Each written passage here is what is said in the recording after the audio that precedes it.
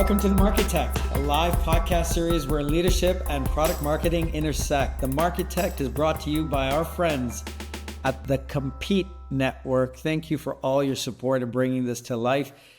And we have my co-host and friend, Morgan Jam Master Jay Ingram. Hello, my friend. And you know, it's so hard to keep track of you because every time I check you, you're either at home in Arizona. I don't know if you moved back to Atlanta and had enough of Arizona, or in Berlin. Is that you're going there for the Euros? I think Atlanta. I'm going next week for the Euros. Falling Yes. down, doing LinkedIn things. Where the hell are you today?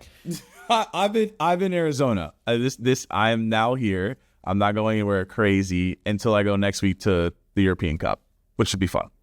Fantastic. You know, I love having Morgan alongside of us. It keeps us B2B marketers real with that healthy dose of sales perspectives to say, time out. What are you guys doing over there on that side? They won't use it. They won't say that. And that's not how the customer speaks to them. So Morgan's here to keep it real for us. So welcome, Morgan, again.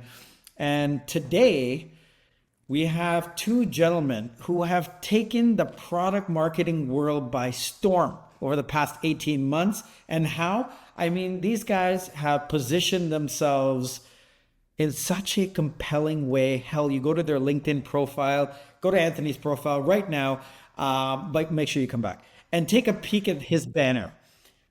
I help founders market hard to market products. I help benefit founders, persona, market capability, hard to market, the problem, products, the feature, product marketing, and go to market for early stage startups, your category, your ICP. This is pragmatically how you need to do it. You go to their website, fletchpmm.com, and just look at their hero statement. It's not, we are going to quadruple your revenue through your number one converting asset and blah, blah, blah. It's, let's rewrite your confusing homepage. This is the simplicity of the position, message, copyright that they've been preaching for the past couple of years now. And it's a thing to behold and also something to emulate. And I invited them on the show. And just for the record, there is no sponsorship of monetary value on this show, nor will there ever be since I started the community in 2016. I invite people who are going to help our tribe, product marketers, really excel at their craft. So I've invited these gentlemen onto the show because they have something to say and it's worth listening to. So more than ever before, especially in such a competitive environment with the economy being where it's at, positioning and messaging on your homepage matters. So we're going to cover three things today. We're going to set the stage with what is positioning, what is messaging versus copywriting. What are the differences between these three things? We're going to move on to positioning and messaging per your context. So where is your company at? Where is your customer at in their journey, respectively? Do you have one product? Do you have multi-products? Are you serving one persona? Are you serving various functions?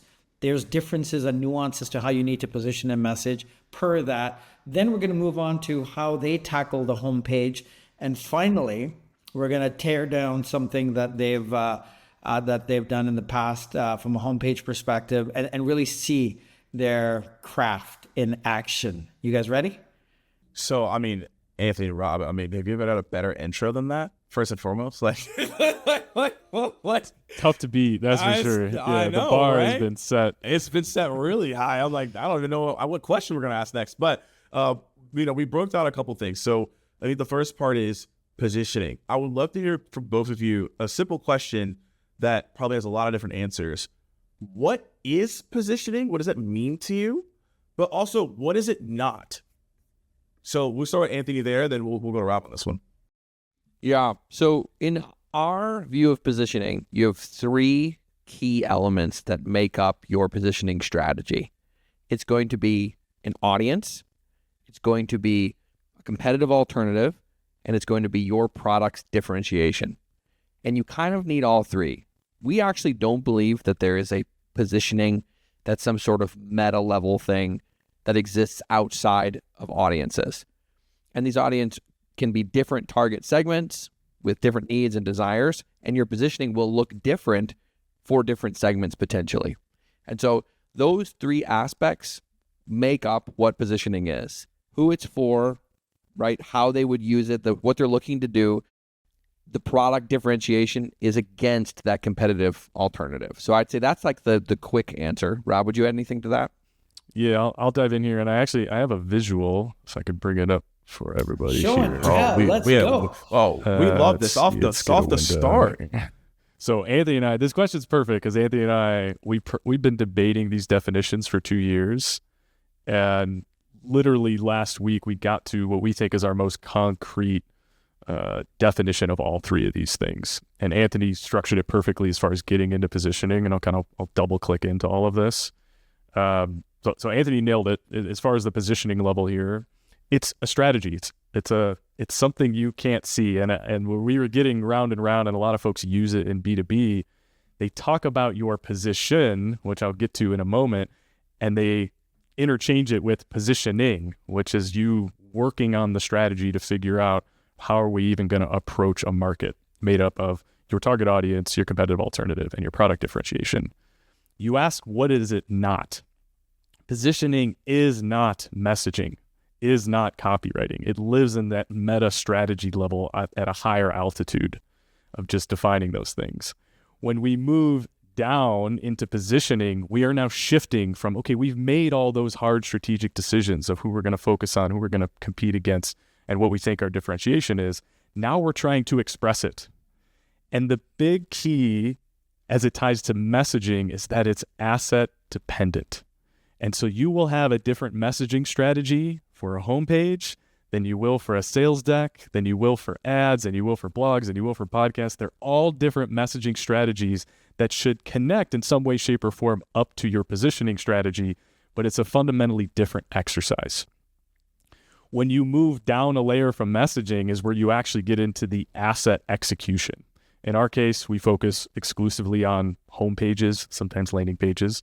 And this is where we move into copywriting, where we already know the strategy. We already know the key elements we're going to lean into in our argument. We know kind of the narrative structure we want to follow. Now we're getting into the tactical. What are the exact words and language we're going to use in this asset for this specific channel? All three of those things, when you break them out, and I think the clarity for us is like, and we were unclear, I would say, even when we started 2 years ago, when we were evaluating folks' homepage messaging, what we're really evaluating is their copywriting. We're making an inference on their messaging strategy, and then we're making another inference on their positioning strategy, trying to see back to what were they deciding in the room to make those hard decisions. All of this then has some influence or implication on position, but the hard reality is the position you have really no direct control over. It's a perception, it's a summation of perceptions of all the folks who are in your target market. Different people are going to think different things, and all you can really do is rely on your copywriting, your media creation in channels to try and influence that ties back to your positioning and messaging strategies. Brilliant. And so it starts with the who, is what you're saying. Like, you have to nail your audience, target audience, and who you're going to go after. And that's where it all starts with. When you guys do your exercises, are you looking at who's your audience first? I'll jump in here, and Anthony might have something to add. So we start with the who, but the real challenge that we bump into, we've gone through a positioning process with about 200 B2B startups. Not everyone knows their who. And so our process is built and designed of starting with the target audience. The hard reality is some folks don't build that way. Some folks don't say, yeah, I actually know who I want to help. And I built this thing and I just don't know who to compete with. And I don't know how to explain my differentiation. Some folks are just out there. They're technologists. They built some cool shit, and then they go, who might need this?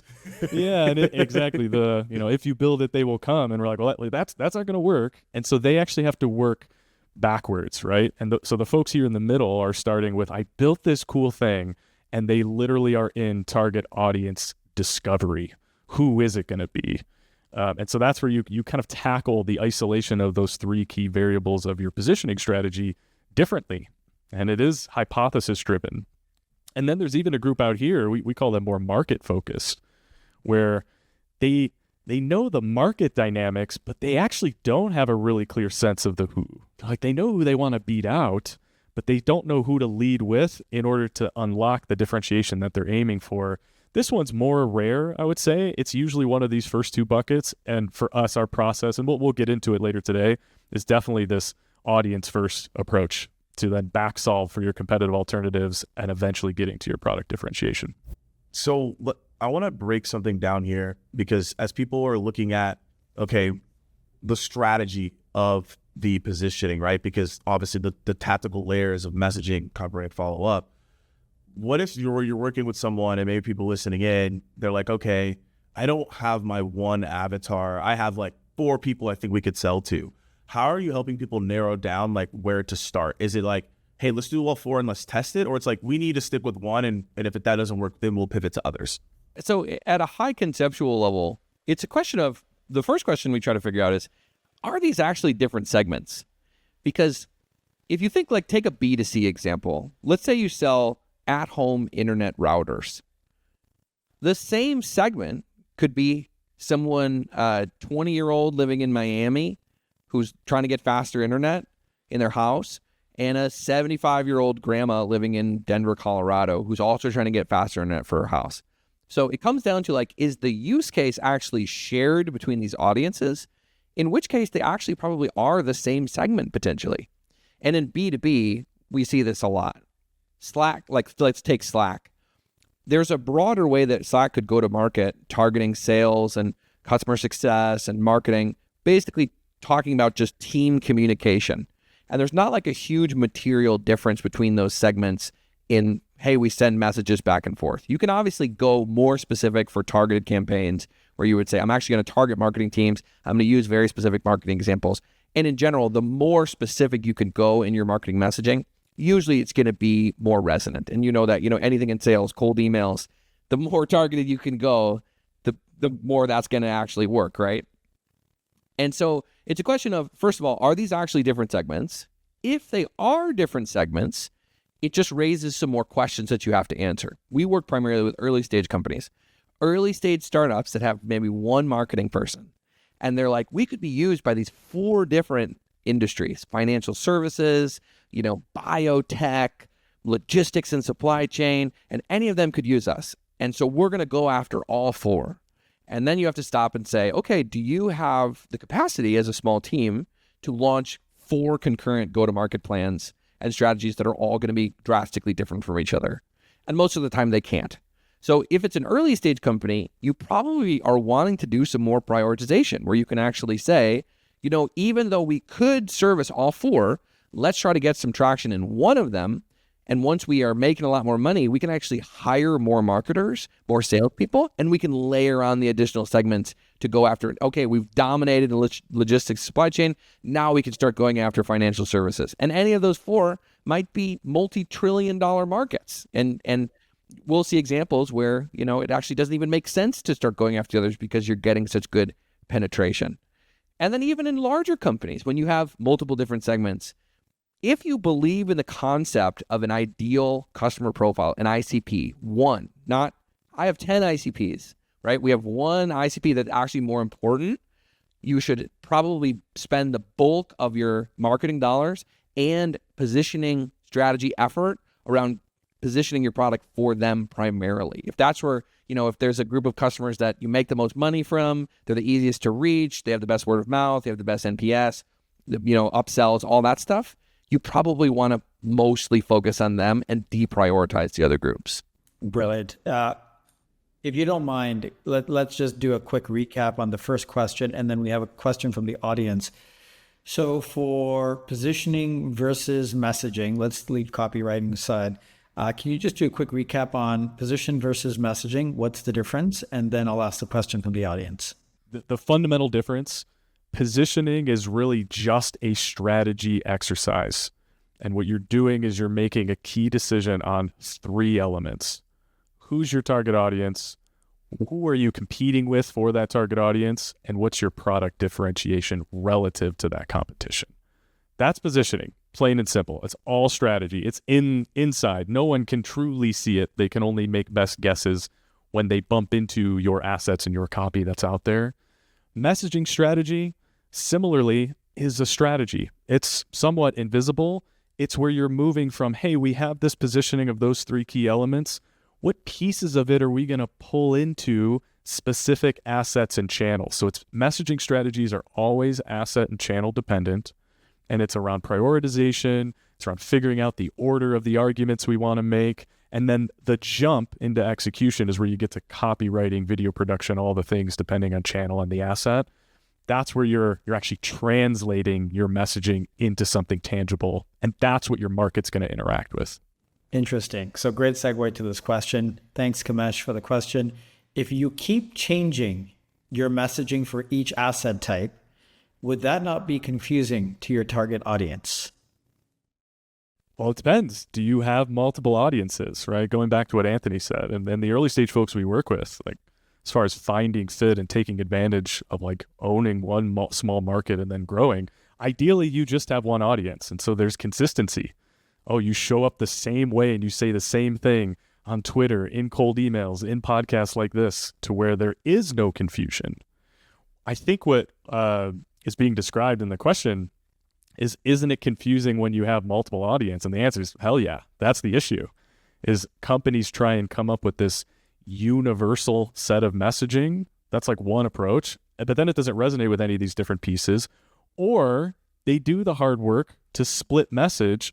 Then it becomes a tactical problem of, are we getting the right message in front of the right people in the right channel at the right time? And if you do it right, that organization of where those live actually eliminates the confusion. Because when I'm a founder and I need to see a founder message based on a product we're considering, I see it, to where when my team, who's a tactical, we'll say ops director, sees a separate message, it actually drives clarity and then allows us, me and my ops person, to have a conversation in a really quality way around what we're trying to get out of different products and how we might implement them. Anthony, I don't know if you have anything to add on that tied to the question, but I think that's how we approach it. I think you did a great job summarizing it.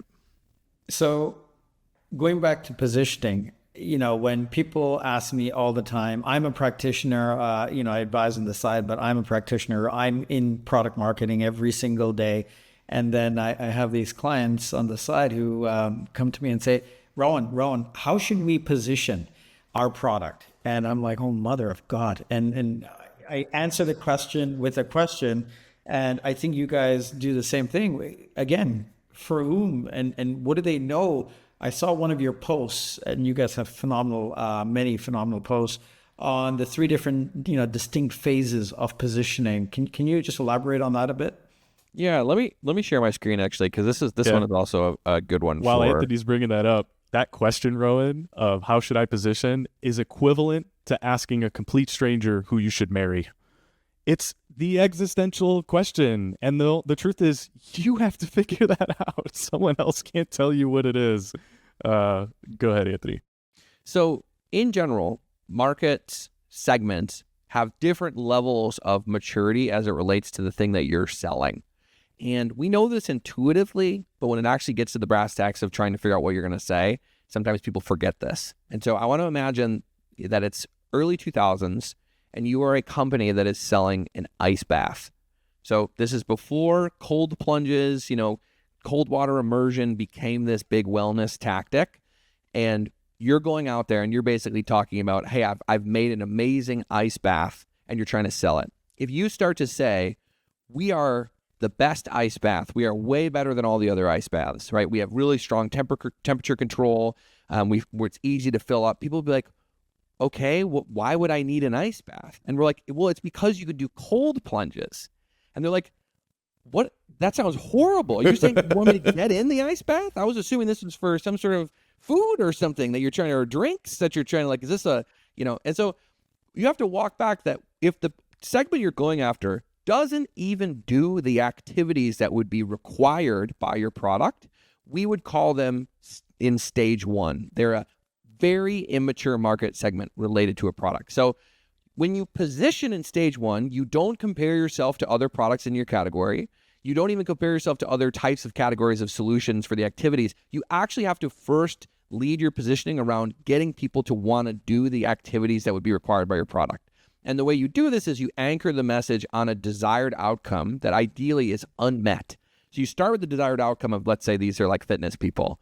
These fitness people, if they want to enhance mental resilience, so that's the audience, people who want to do that, don't do, and then you can bring in a competitive alternative, something that maybe that they're doing, right? Don't do daily mindfulness meditation, because that's going to take really long before you see any meaningful results. Instead, you should consider doing daily cold plunges, because when you endure this discomfort, it actually builds this mental resilience and toughness way faster than meditation would. So you can see right here, we have the 3 different pillars of positioning in here. We have the audience up here, people who want to do this. We have the competitive alternative, which at this point is actually just a different activity. It's not a vendor. It's not a even product category or solution. It's just different activities that they might be doing. And what we're trying to do is get the market that we're going after to want to do these activities. Now let's fast forward. It's 2010, maybe 2012 or something like that. We've had some really big influencers go on shows like Joe Rogan and start evangelizing the idea of daily cold plunges. And now the market actually wants to do daily cold plunges. So it's gone from something that they were pushing to now, yeah, I'm a person who's trying to do daily cold plunges. And then the positioning shifts again. In stage 2, like an emerging market, the competitive alternative changes. It's no longer a different activity. It's a different mechanism of accomplishing the activity. So maybe a lot of people, when they started doing cold plunges, would be like, I should just do a cold shower. That's probably going to give me the same results. So if you want to do a daily cold plunge, here's a competitive alternative. Don't use a cold shower. You're not going to be able to get it cold enough to get the benefits you want. Now we're positioning the type of product category that we're trying to sell. What you should really consider is getting an ice bath. And at this point, you can say, ice baths are way more controlled experience. They're way better than cold showers. If then the market gets even more mature, which I would argue the cold plunge ice bath market is not even here. This is where it's actually like very red ocean, extremely competitive, all that type of stuff. You move into stage 3, where the bulk of the market is actually trying to buy an ice bath. So we've moved right from something we're suggesting to now something that everyone is wanting. And at this point, you actually have to do basically head-to-head positioning against other products in your category, because the bulk of the people want to buy an ice bath, right? So you might say, don't get one of these really crazy expensive ones. They have all these bells and whistles. You're never going to use them. You should instead buy our product, which is the Ice Pod. And it's everything you need, but at a fraction of the cost, whatever that might look like. And so these stages become really, really important, because companies will position in the wrong spot, which leads all sorts of problems. You'll get some people who think that they're doing positioning style basically like they're in stage 3. This is like a lot of startups that go to market and are watching the other small startups to determine what to do. So they'll be like, well, this Y Combinator company is getting a lot of attention. We should really say why we're better than them, when the bulk of the market might be all the way up here and not even understand what the activities are that would matter to use the product. And so they're saying, well, we're way better than this YC company because we have this feature, this, and no one is even in the awareness stage at all. A lot of times we'll see companies that will go to market here, and they're actually in a very red ocean market. So you'll see a new to-do list app, and they'll be like, hey, we're super great at, making your life more organized. We're a to-do list app. It's like, yes, I already know that to-do list apps are more organized. I know that I want to use them for organizing my tasks. I actually just want to know, why should I use you instead of Asana? Why would I use you instead of... And so companies that come into play here, like a new email client or a new web browser, everyone is already looking for web browsers. And so you immediately have to differentiate against other products. And so there's a company we always reference, Arc Browser. On their homepage, it literally says in the H1 of the hero, your Google Chrome replacement. So they're like, we're going right after head-to-head. They don't have to explain, why would you want to use a web browser? What would you do with a web browser? Because the market is in stage 3. So they're able to position in the right way that helps contextualize it and puts their product in the best light. The only addition I'd add to that is, like, in addition to being in the wrong stage at the wrong time in the strategy, the other big issue we see is folks try and live across all 3 stages in the way that they then translate it to messaging and copy. And you've read these pages.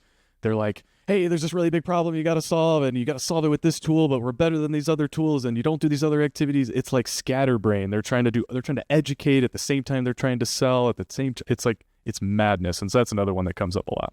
That's a really good call out, because I put the sales lens on, because now it's going to confuse the seller, right? Because now you're selling all 3 different types of functions of different things. And then also as well, I really love how the visual is there. If you're on, let's say, position 3 and you're selling that, then you're going to have bad fit customers too, right? And so now it's like a whole, it gets even worse, right? So I think it's actually just a great breakdown for, let's figure out what our position is, align it with the right selling. What is it? Where are people potentially going to go? And here's where we want you to go. Yeah. And it ties back to journey, right? You talk about sellers. This is why when you bring salespeople into a positioning exercise, they're going to come in and be like, battle cards, we're losing ground to this competitor. It's the last thing. I just lost a deal.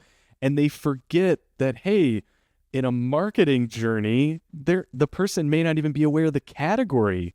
You want to bring up a competitor in the marketing, it's madness. And so you have to think about it holistically of like, where is the prospect across these stages to align what you should actually be saying to them? And I want to make one more point too, because a lot of people will hear this and they think, if I want to be an innovative, fast-growing startup, I really need to be in stage 1. I need to be doing some sort of amazing new thing that nobody's ever seen before. And that's just not actually the case. Like a company like, and also on the flip side, you would imagine all the very large companies are actually down here somewhere.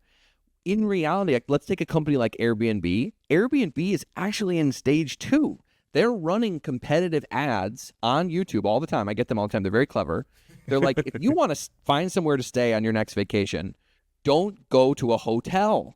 And they're like, a hotel, you all have to share the same room with your family. It's the family room. The bedroom is all one big room. Instead, get an Airbnb, which is this, to a lot of people, is still a new idea because you all get your own rooms. The kids can go to bed upstairs. Like, these are these ads that they're running. They're actually not competing against a bunch of different Airbnb clones. Like, oh, there's, Airbnb is so commoditized. There's these big like they're in stage 2 and they're one of the most innovative companies in the world, right? And you can even get other very fast-growing startups that people love. Like, let's take a company like Linear. They're an issue tracking software. They launched as an issue tracking software against Jira. They're in stage 3. Immediately, they have to say, why would I not use Jira, which every company in the world uses, to switch to some new issue tracking thing? And they positioned directly against them. And they even had these 3 pillars of why they were so different. They were like, we're modern. We have these collaborative features where you can all go in and see each other like any modern company. You have this command bar that you can jump to whatever you're looking. And so they were doing like feature differentiation, and they're extremely fast growing, one of the darlings of Silicon Valley. So these don't constitute like where you want to be or not want to be. They're just realities that you need to be aware of. Nice segue into one product versus multi-product, right? Imagine for a moment, there's a company, new company, one product geared towards enablement, sales enablement. Fast forward a couple of years, they're conquering that market. They now have a couple other products that are geared towards the head of sales and something that also helps the head of RevOps. So what started with one product for enablement, now they have something else for sales, which is a nice interlock for the enablement crew. And then they also have another product not even feature, product for RevOps. If you're multi-product, having started from one, how are you positioning message for multi-product? And each of those products potentially could have 3 different buying personas: enablement, sales, and RevOps. Curious. Rob, do you want to talk through the conceptual piece about positioning, and then I can kind of talk about like how would that flush out on like an actual homepage or something like that? Because the conceptual one is pretty straightforward. You position them separately because they're going to be bought separately. For each of the 3. Yeah. Absolutely. At the very least, you're going to have different positioning strategies. Now, there's a question in there of, is there actually a group that is buying the collection of products simultaneously where it levels up into a broader use case? And this is what gets so many folks trapped, is they think that their target customers should buy them collectively, but it's not how they behave today. They're very separate in how they operate. Like you said, RevOps and sales, do they talk to each other? It's like, well, yeah, maybe we could convince a CRO or a CEO to buy them all, but then we get into a dangerous territory where, guess what? CEOs, CROs, they don't give a rip about your product. They've got businesses to run, they've got employees to manage, they've got customers to deal with. And so their involvement in product cycles, mimic sales processes, is late and very small. It's like they're just going to look at their team and be like, you tell me why we need this, and they're not going to look at your homepage. They're not going to read your marketing materials. And so the short answer is you have to have separate positioning. And then Anthony's going to walk you through how we think about, well, then how do you organize that? What does that look like, especially when you move it into an asset like a homepage?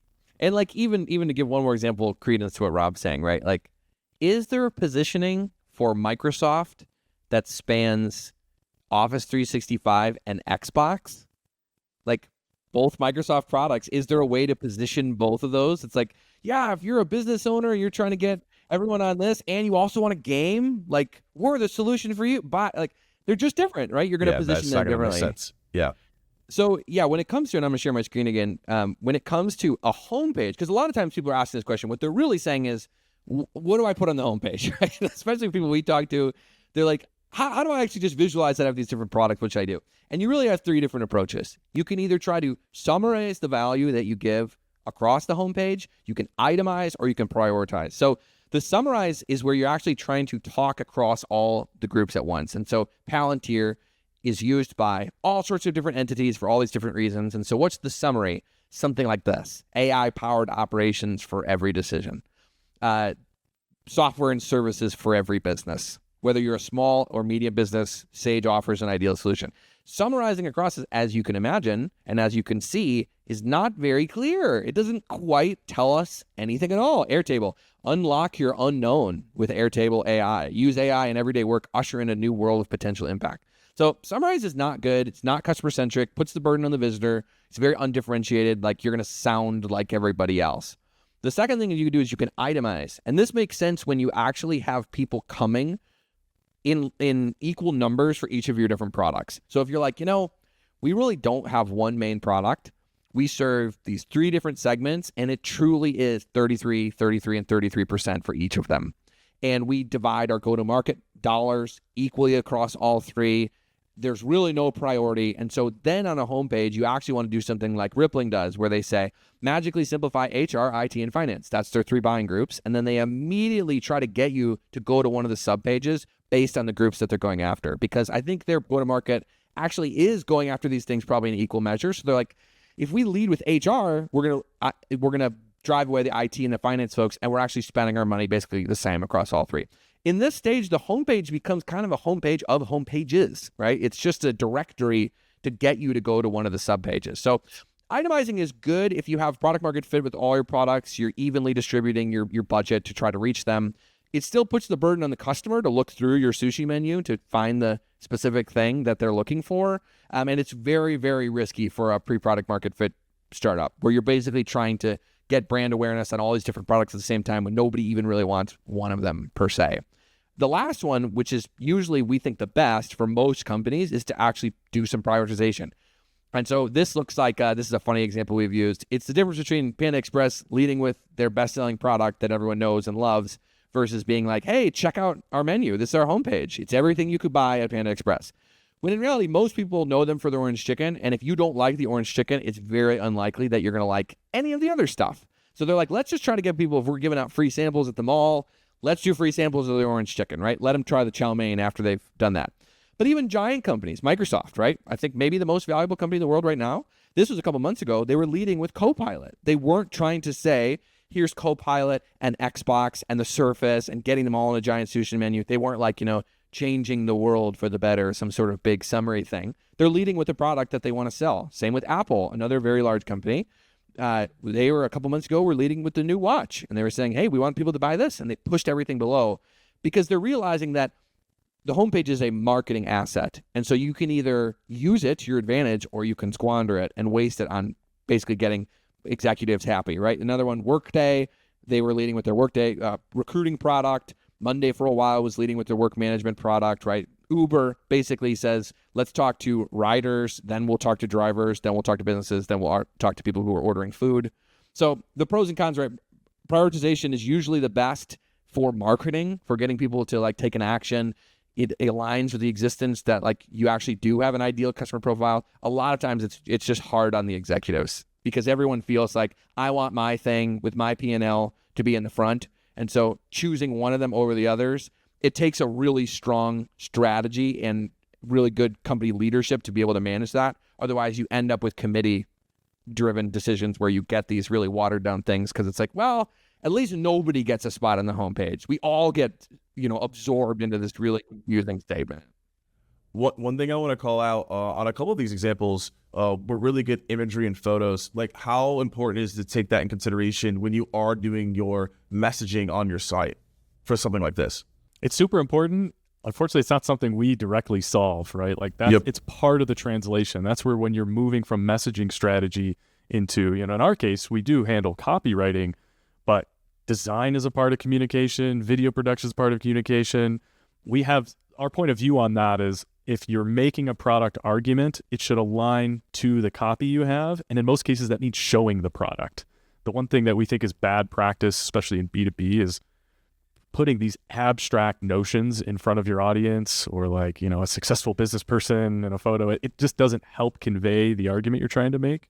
But it's critical. And I think you see that in our strategy as well as like part of our communication strategy and our content in the channel of LinkedIn, our post strategy for how we communicate these things, very visual.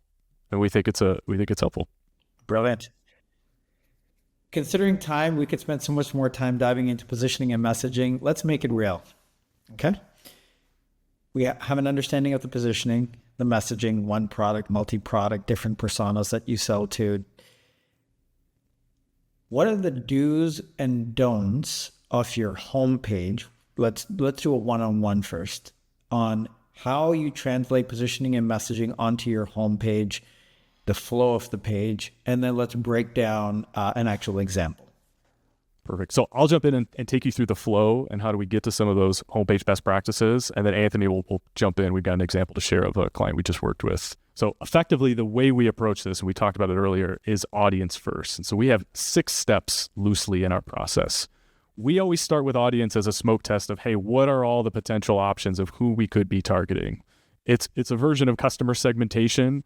What's unique for us is we factor in what are their goals, what are their activities into that segmentation, right? It moves us more into psychographics and not just firmographics and names. And then this is where we have hard conversations. Can we prioritize? Are we going to itemize? Are we going to try and speak to all of these at once? We try and get folks to focus on one. Once we do that, this is where we move into figuring out, well, okay, if you're going after this audience, where are they in the stages, as Anthony already walked us through, so that we could figure out who we should compete with, right? Where is our differentiation going to shine the most? And so this example here is for Gong. I won't go too deep because we've already walked out the stages. But the example we're going to walk through is imagine Gong in the early days as they moved down this. At first they were competing against, call shadowing, having managers actually jump in on calls and quarterly training and role playing because people weren't recording and analyzing calls. And then you kind of walk down the stages no, conversational intelligence became a known thing and they had a position against these other tools. And then eventually they had a position of why are we better than other products like us, like a Chorus? And so we map all this out to try and make the best choice of where do you think your opportunity is from a positioning angle in the market? And then once we decide, and so for this example, assuming Gong is early stage and we're competing against, sales managers shadowing calls, then we move it into our canvas. And this is where we're back solving for product differentiation. And so our whole exercise for this is really rooted in okay, tell me what you think the differentiation is. We usually get a light sketch of that, of what we think that might be. And then we walk through the product and we're trying to pick out what really are the most compelling elements that support what you think your differentiation is. And then we try and compare it to the experience on the other side. And so what we're really doing here is double clicking into this issue of well, sales managers shadowing calls, you're going to miss out on so many insights. They can't join every call. They have limited context on the deal. Different managers are going to have different feedback. Whereas with Gong, it's this whole idea of a complete set of insights based on every conversation, right? We're trying to create a huge delta between those two. And this effectively is we've solved positioning when we get these 3 elements. And then we start to move a little bit into supporting messaging that moves us a little bit into messaging strategy. And then in our process, once we have the positioning, now we get to move into homepage and how do we structure this whole thing? What sections do we need? What language are we going to use? And so what this looks like in our process is you could see on the left-hand side, we're actually pulling positioning elements that we've already solved for, and we're making key decisions of what to lead with. We're not writing the copy yet. We're just figuring out what's the narrative for this asset that is the homepage. And in general, you asked about best practices. In general, you got to nail the hero. The hero should encompass your positioning and really highlight as much as possible the differentiation against the alternative for that audience. And then in terms of support, usually what we end up having are like supporting problem, the double click into the nuances of the problem, the double click into the value. And then loosely what we say is you get to highlight 3 really specific parts of your product. The thing is, this will always look different depending on the audience, depending on the nuance. And so there's exercises to figure out what other sections do they need? Are we going to do case studies? Are we going to introduce the other products? Those are all bespoke. And then the last step is take that strategy and move into copywriting, translate it into words, as you can see here, and then iterate on this. And the beauty of it is we're actually just doing copywriting here. We're not simultaneously doing copywriting and changing arguments and changing positioning. We've isolated for all of that. And we basically, it really only takes a round or 2 of iterations to get this really sharp. And there you have it, kind of like the 3 process pieces of like, we have to work through all of these to get to a final form. Robert, if you don't mind going back to step 5 very quickly, as it relates to companies that have multi-product, different business units, larger, I know you focus on the startups, I'm assuming the strategy structure might change for the homepage based on maturity of category, a host of things. Absolutely. That's why this here positioning anchor, it's like, well, comes back to here. What is the anchor, right? For this example of Gong, it's the outcome. We're trying to get folks to improve these sales conversations they're having with prospects. Fast forward to Gong, their anchor might actually just be conversational intelligence. Here's why we're the best conversational intelligence software on the market. We know you're shopping for one. And so, yeah, the anchors will shift. And what this starts to paint a picture of, even across these stages, and a really important note to have is like, while we say you should prioritize and pick one, you may need to have, and likely do, have all of these positioning strategies solved across the stages, going back to our conversation of like what marketing says, there's going to be different people coming through. Is sales ready to have, the conversation of why we're better than chorus? Because that might come up even if they're positioned here on like, hey, we're better than having sales reps manage. And so this is where you start to really see, and it's not that positioning's complex, it's just that it's this layered onion of strategies that shifts every time you move one key piece about awareness or about who the audience is or about what product you're positioning. Yeah. And also like we were talking about is like where the market is at, right? Like in market and having those conversations with those clients or potential clients and getting understanding of new products on the scene. Maybe you didn't know about it. Oh, well, now we're at a different stage and we need to do that accordingly. And totally. There's actually something, you mentioned the hero and obviously making the customer hero, right? That's a really key component here, and not making the company themselves the hero. How does someone, let's say, identify what the hero should be at that time? So for example, Rowan was just talking about if you have multiple products that sell to multiple things, I think the Ripley example that we had, I'm assuming maybe if HR starts taking off, do they change that hero? I guess how does a company make that decision? Because they had those 3 different personas. So there's 3 different heroes there. So that's kind of where I'm asking that question. Yeah. It comes back to, you actually nailed it in the intro. It's how well do you know your market? Where do you think the opportunity lies? Where do you think your growth is going to come from? The mistake is thinking you can do it all. I want to get people coming into the market and I'm going to dominate once I'm in the market. It's like, okay, maybe, but guess what? On a homepage, you only get one of them, right? Like you can go and deliver those messages on different pages and then work different ways to get people to them. And so like how you make that choice, like if there actually ever is a way to figure that out, like you're going to be worth $1 billion because that is the choice. Like who do I marry? Where's the opportunity? Like that whole thing.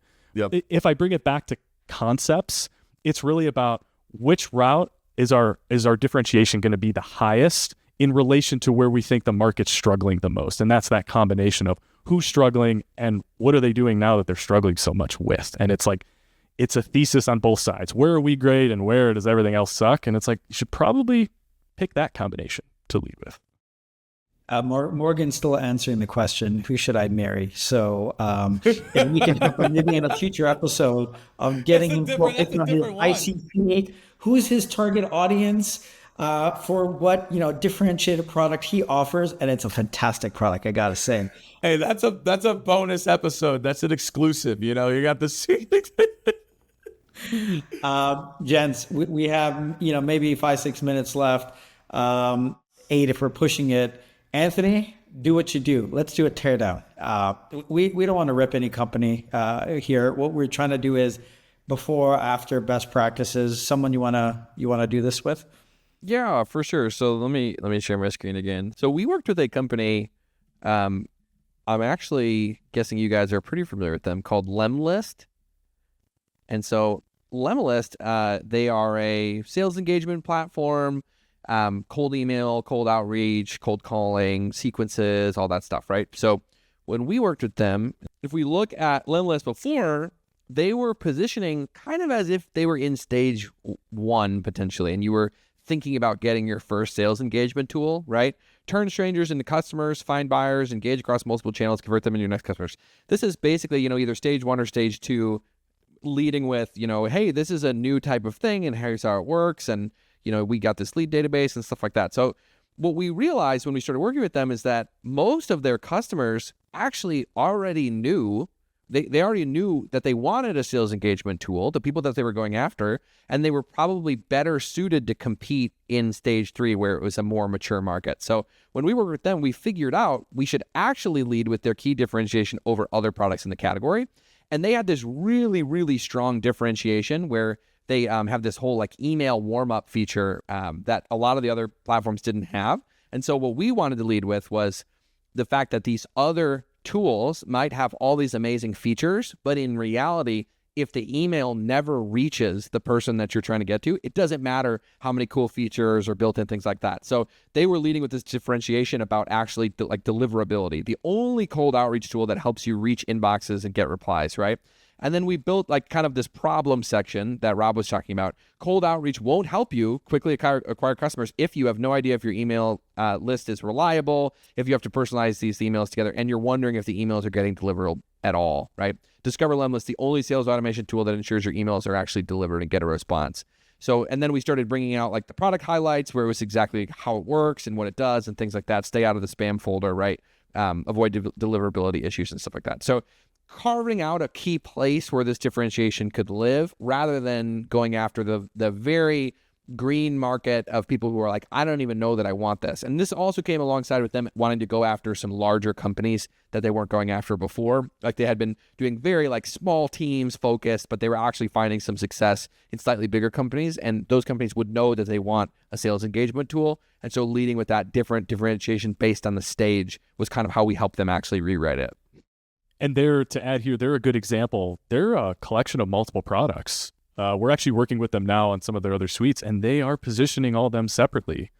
They actually own Tweet Hunter, which is for Twitter X, and they've got Taplio, which is for LinkedIn. They've got these sales tools, and so they recognize the need to be hyper-specific in those various approaches, and they do a pretty good job at it.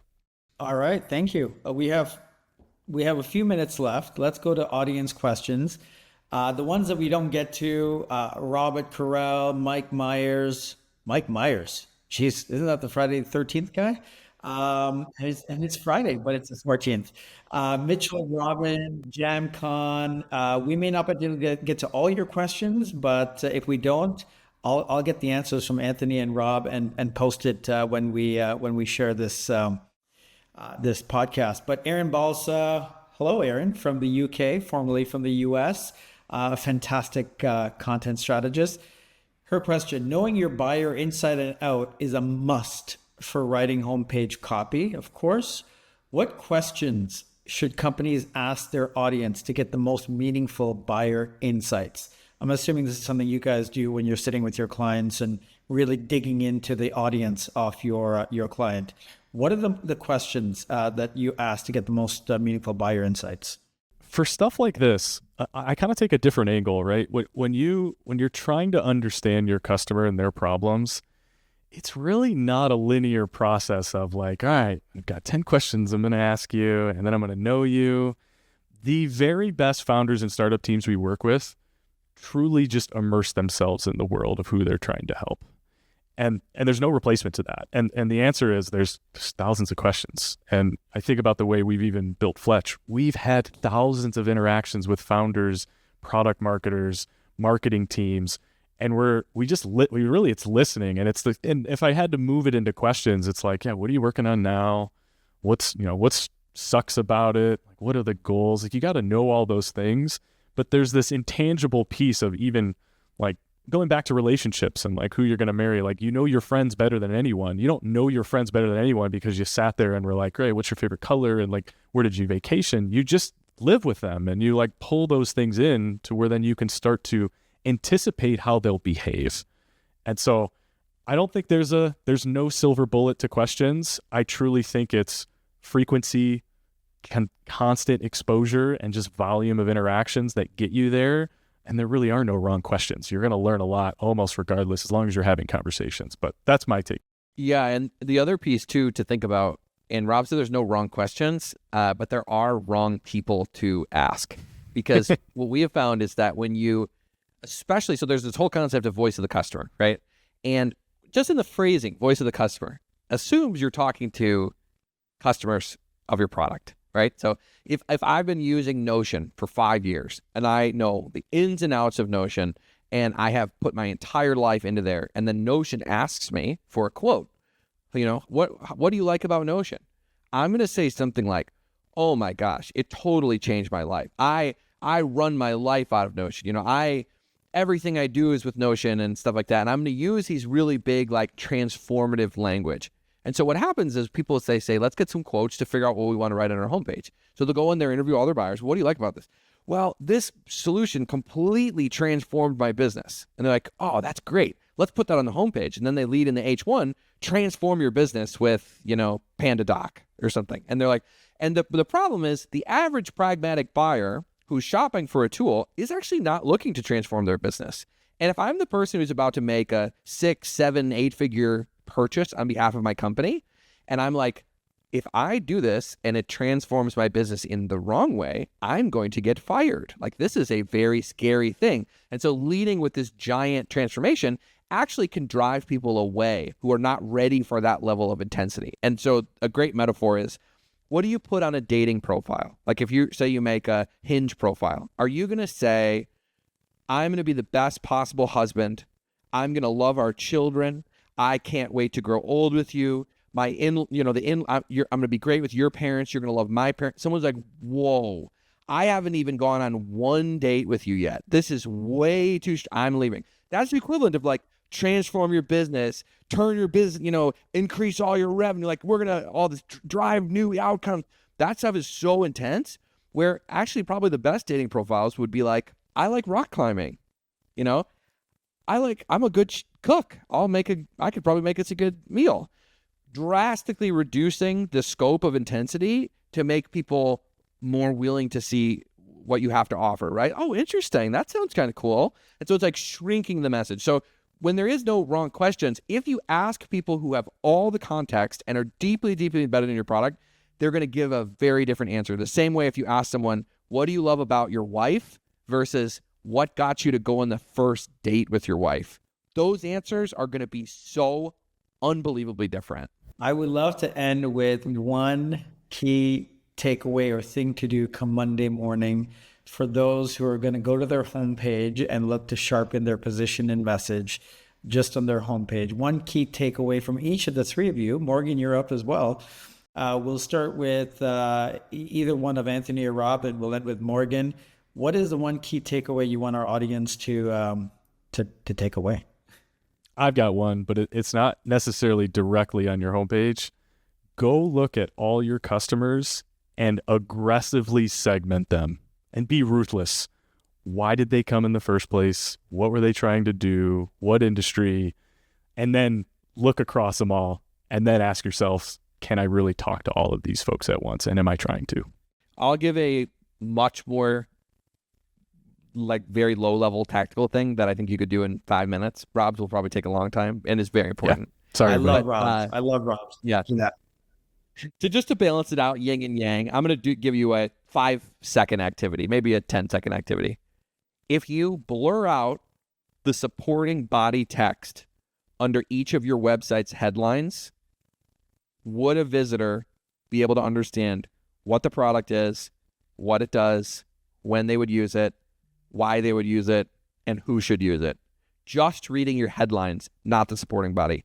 Because in reality, when people engage with websites, they are likely not reading your supporting paragraphs underneath.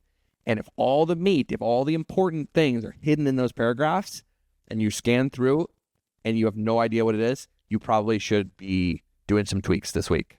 Beautiful. So you're saying just keep the headlines for all the sections, get rid of all the paragraphs below all those headlines, and then just based on headlines, can we get a sense of what you do for who, what value does it bring? Okay.